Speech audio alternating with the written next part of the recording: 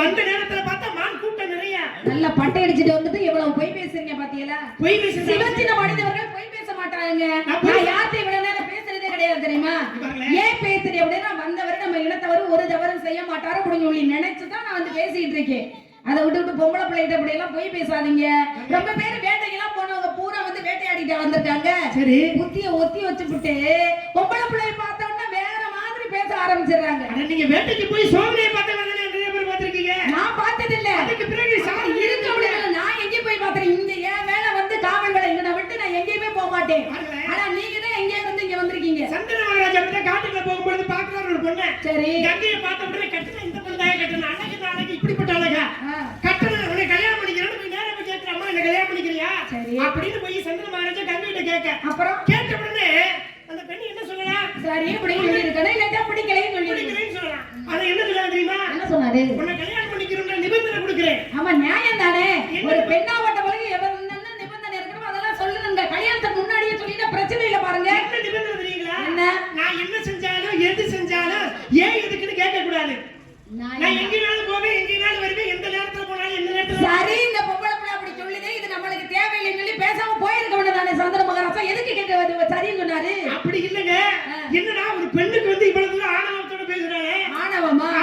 அந்த பிள்ளை மனசுல இருந்து விருப்பத்தை சொல்லி இருக்கு. வேற ஒரு விஷயம் விருப்பம்ன்றது என்னது எப்படி தெரிவிக்கணும்? இங்க வாங்க. ஏங்க நான் எது சொன்னாலும் நீங்க கேட்டுக்கிறேனா அப்படின்னு கேட்டா அப்புறம் விருப்பம் எப்படி சொல்றது? அதுக்கு அப்ப சொல்ற விதங்கள் வேற. நான் என்ன செஞ்சாலும் எது செஞ்சாலும் ஏன் எதுக்குன்னு கேட்க கூடாது. அப்படி கேட்டேன்னா அடுத்த கணம் உன்னோட வாழ மாட்டேன். உங்களோட வாழாம பிரிஞ்சு போயிருவீங்க. சரி அப்ப சரின்னு பாக்குறேன். சந்திர மகாராஜா ஒத்துக்கிறேன். ஒத்துக்கிட்டு முதல் குழந்தை ஆண் குழந்தை பிறக்குது. தூக்கி எறிய ஆத்துல. என்னங்க கொடுமை? ஒரு பெண் என்றால் வந்து எப்படிப்பட்ட தாய் இறக்கம் உள்ளவள் ஆத்துல தூக்கி போடறாமாங்க. மென்மை உள்ளவன் பிழைத்தவன். 10 மாத கருவறையில சுமந்து பெத்த பெண்ண குழந்தைய வந்து ஆத்துல தூக்கி எறிகிறாளே அவள் பெண்ணா பேயா அப்படின்னு எப்ப கேட்டீங்களா? 7 குழந்தைய தூக்கி எறியறீங்க. அப்ப பாத்தீங்களா? அப்ப 8வது முதல்ல வந்து நல்ல ஒரு அறிவான ஒரு தகப்பனா இருந்தா தாய்மை உள்ளம் கொண்ட பெண்ணே தூக்கி எறியும் போது தகப்பனாகப்பட்ட ஒரு பாசத்துல என்ன செஞ்சிருக்கணும்? தன் குழந்தையை வந்து தூக்கி ஆத்துல எறியறாங்களே இந்த பெண்ணு அப்படி இல்ல அப்பவே தடுத்து நிறுத்தி கேட்டிருக்கணும். அதை விட்டு பெண் போகும் உங்க கண்ணை மறைச்சிருச்சு. நீங்க நினைக்கிறீங்க அப்படித்தானே? அப்புறம் நினைக்கிறேன் அப்படின்னா 8வது குழந்தையை தூக்கி ஆத்துல எறிற கங்கை வளர்த்ததால் காங்கை என்ற ஒரு பெயர் வந்தது. அப்ப 7 பிள்ளையை தூக்கி எறியட்டும் பார்த்துக்கிட்டே வேடிக்கை பார்த்திருக்கிறாரு. தேவ மாதிரி தகப்பன் இருந்தா நல்லா இருக்கு. தேவ பிள்ளைகள் இருந்தால் தேவ வரதன் என்ற ஒரு பெயர். தன்னுடைய தந்தைக்காக திருமணம் செய்யாமலே இருப்பேன் அப்படின்னு சத்தியம் செய்து கொடுத்ததால பீஸ்வரன் என்ற ஒரு பட்டா. சரி 7 பேரையும் 7 ஆண் குழந்தையை தூக்கி எறிகிறது என்ன காரணம் அப்படின்னா ஆகாய கங்கையாகப்பட்டவள் பூமியில வந்து சந்தனு மகாராஜா எதுக்காக வந்து கல்யாணம் பண்ணணும் அப்படின்னா சாபக்கேடு. இந்த சாபக்கேட்டின் பண்ணாம்னா அஷ்டவசுக்கள் வந்து பிறந்தவுடன் முக்தி கிடைக்கணும் அப்படின்னு சொல்லி கங்கை கிட்ட வேண்டிக்கிட்டாங்களாம். அதனாலதான் பிறந்த உடனே அந்த அம்மா வந்து முக்தி குடித்தான் ஆத்துல எரிஞ்சு. அப்படி எரிஞ்சா தானே அந்த குழந்தை இறக்கும் அதுக்கு வந்து முக்தி கிடைக்கும். அஷ்டவசுக்களுக்கு வந்து வசிஷ்டர் வந்து சாபம் கொடுத்தாருல்ல. அப்ப சாபத்தை விமோச்சனம் அளிக்கணும் அப்படின்றதுக்காக அந்த பெண்ணாகப்பட்டவள் தாய்மையே இருந்தாலும் மனசை கல்லாக்கிக்கிட்டு நல்லது செஞ்சாங்க அந்த பெண்ணு. இந்த ஆம்பளை பிள்ளைகளுக்கு நல்லது நடக்கட்டுமே போய் சேர வேண்டிய இடத்துல அப்படின்னு சொல்லி நல்லதானே பண்ணிருக்காங்க. அதை விட்டுவிட்டு எங்கிட்ட அந்த கதை நடக்காதீங்க. வேற யார்த்தையும் உங்க கதையை அளந்து இருப்பாங்க அப்படியா அப்படின்னு சொல்லி ஏமாந்தவங்க கையில இருந்து கவனம் வச்சுக்கிட்டு இருப்பாங்க. அவங்கள்ட்ட போய் பேசுங்க எங்கிட்ட வந்து பேசாதீங்க. நான் சொல்றதை நீங்க கேளுங்க. எதுக்குமே வந்து எதுக்காக சொல்றேன்னா ஒரு எந்த ஒரு ஆணினுடைய வெற்றிக்கு பின்னாடி ஒரு பெண் இருப்பாங்க. அப்ப நம்ம இனத்தவர் தானே. நம்ம இனத்தவரை வந்து வெற்றி பெறணும்னு சொல்லி நான் ஒரு பெண்ணாக இருக்கிறேன். அதை புரிஞ்சுக்கிட்டு கேட்டுக்கிட்டு இருந்தீங்கன்னா அதை சம்மதம்லாம் பேசிக்கிட்டு அதனால நானும் உங்ககிட்ட கேட்டுக்கிட்டு நிக்கிறேன். என்ன சொல்றேன் வர்றேன்னா ஆமா கேட்டுக்கிட்டு நிக்கிறீங்க. அப்புறம் திறந்துட்டு உள்ள போய் பார்க்க வேண்டியதானே. கேட்டுக்கிட்டே எதுக்கு வந்து என்ன யாசகமா வாங்க வந்திருக்கீங்க? உங்களுடைய இடம் தானே.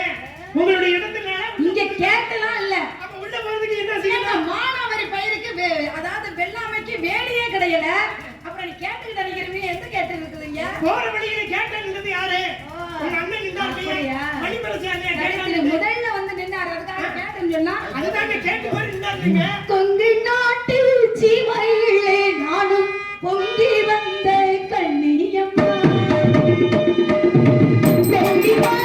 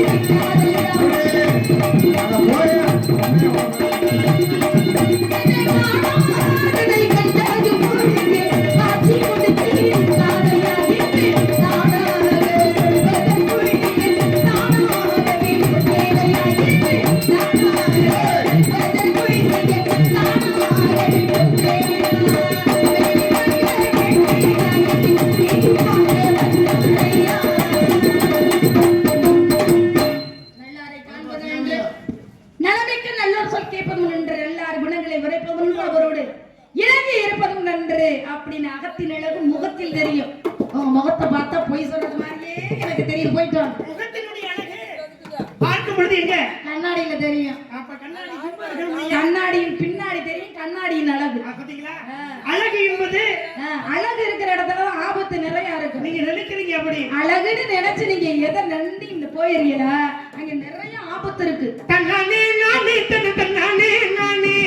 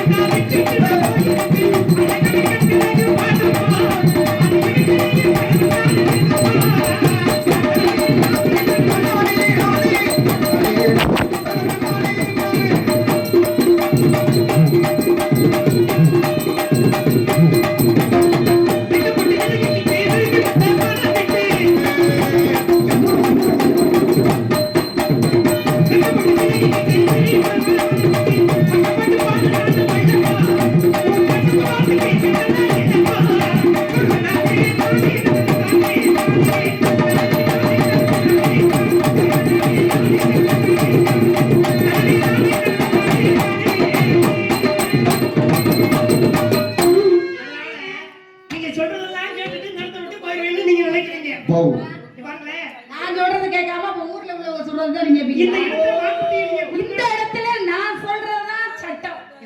இந்த இடம் யாருக்கு சொந்தம்? எனக்கு தானே சொந்தம். அப்ப நான் சொல்றதை கேட்டுட்டு நீங்க போனீங்கன்னா நல்லது. யாருடைய பொருள்?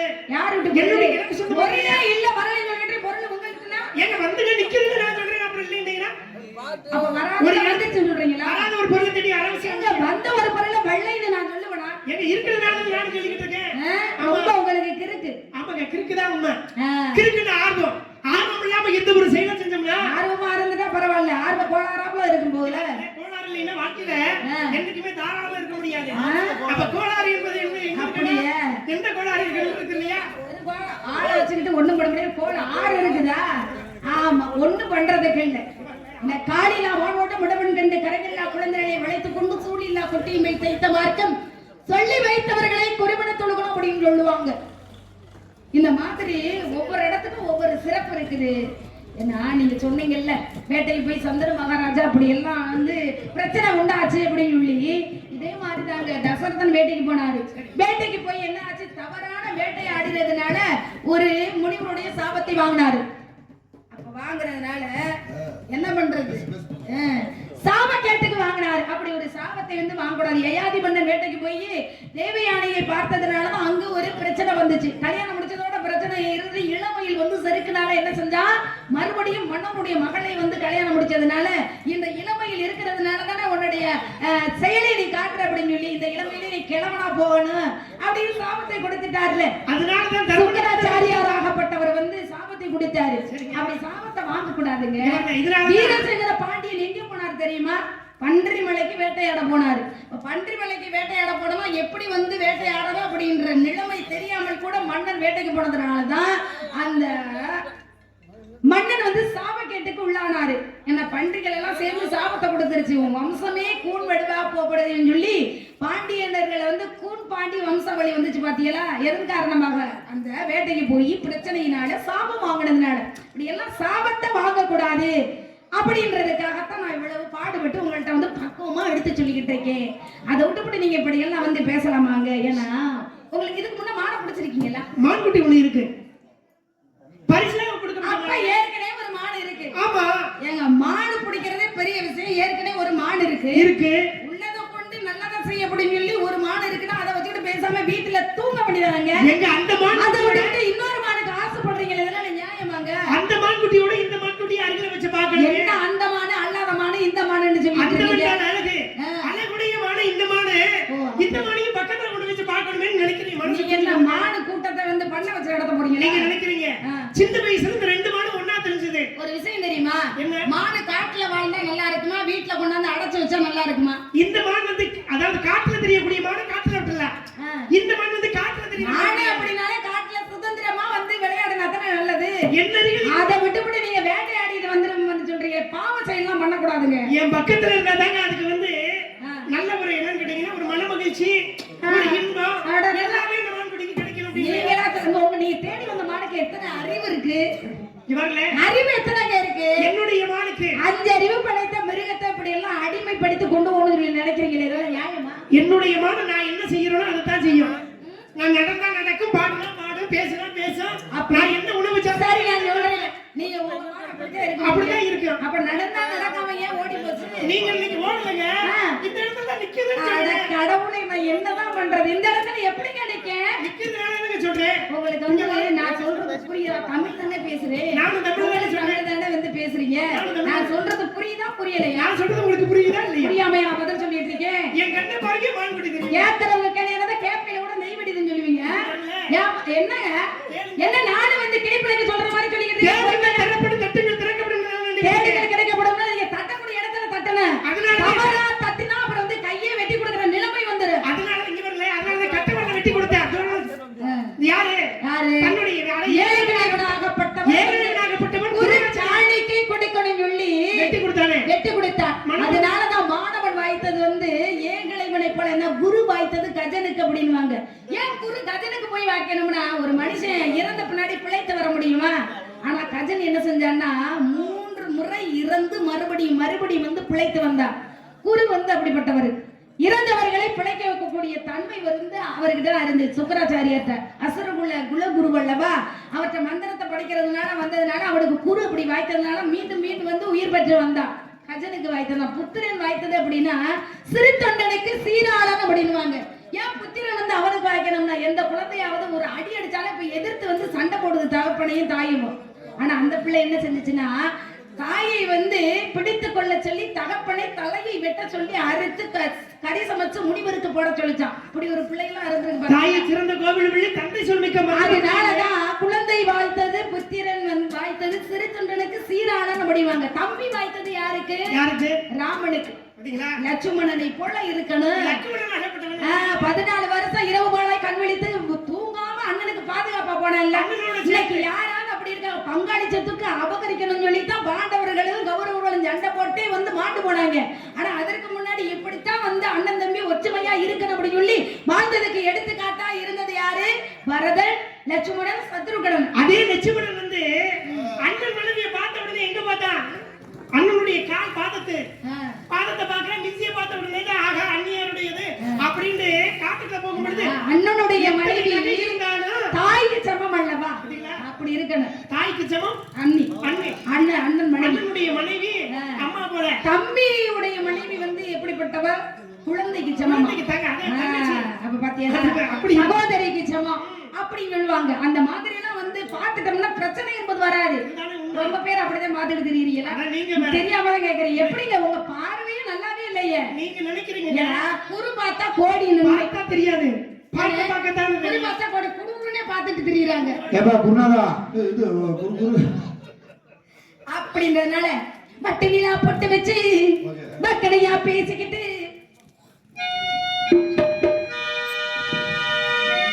பட்டினிலா பொட்டு வச்சு பக்கடையா பேசிக்கிட்டு குட்டியில வளர்த்தி பட்டினிலா பொட்டு வச்சு பக்கடையா பேசிக்கிட்டு குட்டியில வளர்த்தி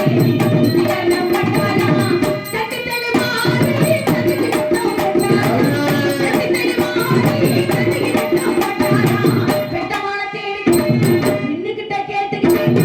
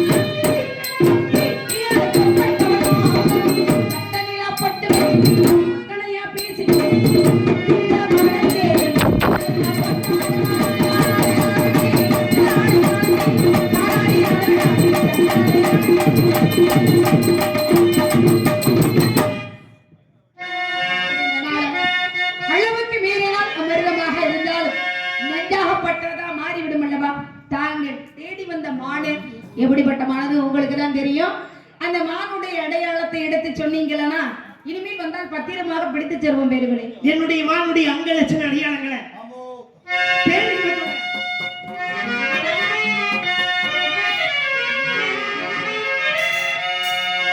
காயாத கடல் போயே காயாத கடல் பாயே கவனேந்தி விளையாடும் கலையினமே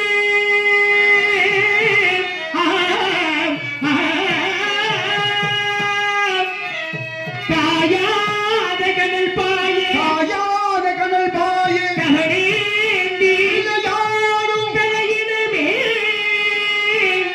தேயாத நிலவு போல் தெய்வீக ஒளி வீசும் கலை செல்வமே தாயாகி மாமணி கண்டது போல் புன்னுருவை செய்தாலும் தலை சாயாதமா தலை சாயாதம்மா நல்ல ஜாதிமா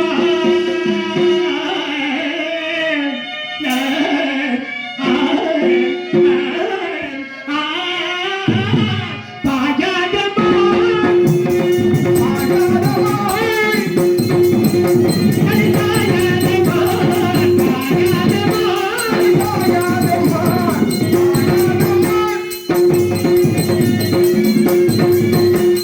காதல்வடவை செய்தாலும் பாஜாதமா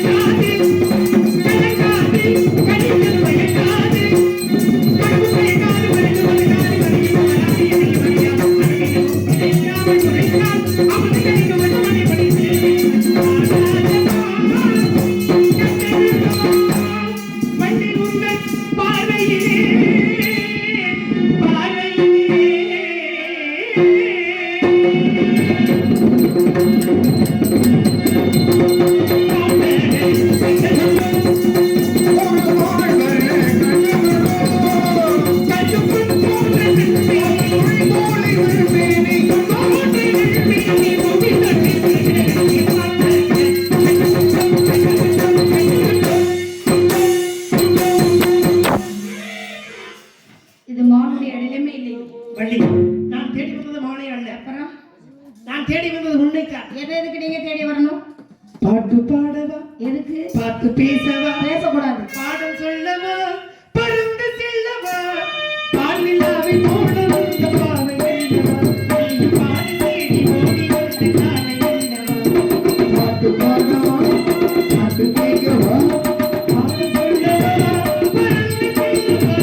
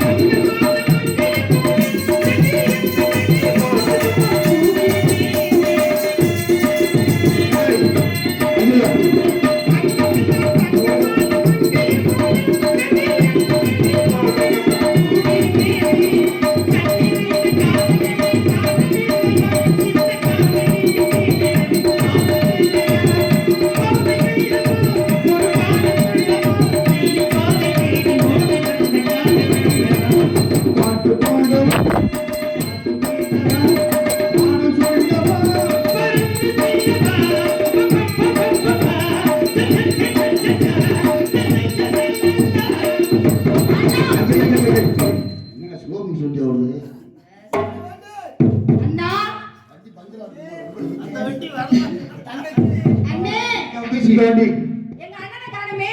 அண்ணே ஊருக்கு போயிட்டாரா? அப்புறம் நீங்க சின்ன அண்ணே. அப்படியா? இளையவர் இன்னைக்கு தான் வந்திருக்கீங்க. ஆமாமா. நம்ம ஒருத்தர் சந்திரபாபுன்னு ஒரு நடிகர் இருந்தார் தெரியுமா? ஆமா. அவர் இறந்து போயிட்டார். ஆ. இறக்கிறதுக்கு காரணம் என்ன உங்களுக்கு தெரியுமா?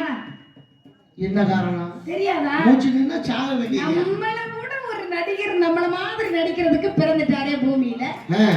இனிமே நம்ம இருந்தா அது மதிப்பா இருக்காதுன்னு சொல்லி அவர் போய் இருந்தாரு. இவர் வந்திருக்காரு. யார் தெரியுமா? மான பிடிக்க வந்தவர். அப்படி எல்லாம் ஆடுறாருன்னா நீங்க பாக்கலையே.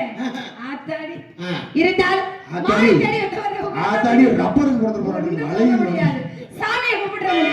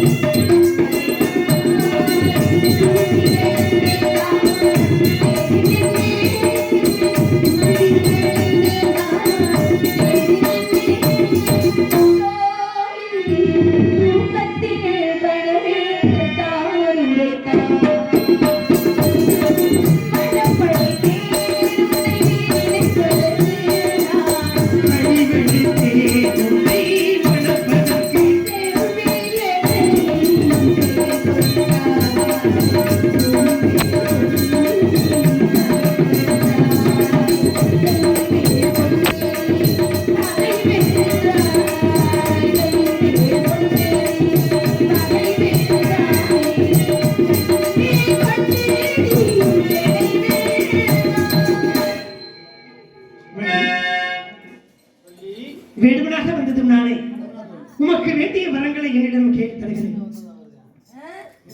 ஏன் விருத்தமா வரல? முருகா, தாங்கள் எனக்கு ஒரு வரம் தந்திட வேண்டும். என்ன வரம் வேண்டும்? உலக மக்கள் எல்லாம் வள்ளி தெய்வயானை என்று அழைக்க வேண்டும். தரத்திலும் தாரத்திலும் தாங்கள் முதலிடம் தந்திட வேண்டும் முருகா. அப்படியே ஆகட்டும். அப்படியே வள்ளி தெய்வானை என்ற பெயருடன் சிறப்பான பேர் பெற்ற